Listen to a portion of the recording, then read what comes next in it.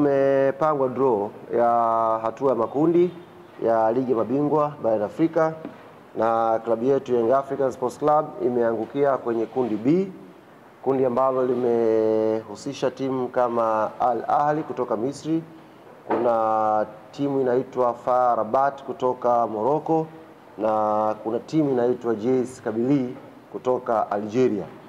Ukiangalia hilo kundi ambalo lina timu 4, kundi B ni kundi ambalo kila mmoja ambaye anafahamu mpira, kila mmoja ambaye anafuatilia football ya Afrika vizuri, kila mtu ambaye anafuatilia kwa ukaribu ubora wa ngazi ya vilabu kwenye Champions League barani Afrika atakiri kwamba hili ndio kundi gumu, na kwa lugha ya kimpira wanasema ndio kundi la kifo.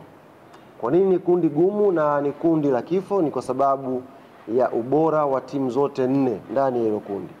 Ukiangalia vizuri, mbali na ubora wa timu zote 4 kwenye kundi hili, lakini pia ni kundi ambalo limehusisha top 5 naweza kusema ya ligi bora barani Afrika.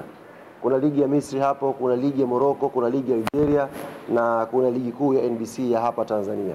Zote hizi zinaangukia kwenye 5 bora ya ligi zenye ubora mkubwa barani Afrika. Kwa hiyo sio kundi jepesi, sio kundi lele mama. Na sisi uongozi wa klabu Young Africans tunakiri kwamba hili ni kundi gumu na ni kundi ambalo halitabiriki mpaka tunapozungumza sasa hivi. Yoyote anaweza kuwa nafasi ya kuelekea kwenye hatua ya robo finali. Na sisi kama club tunaanza mipango yetu sasa hivi kuhakikisha tunakuwa timu moja katika 2 ambazo zitaqualify kuelekea hatua ya robo finali inshallah.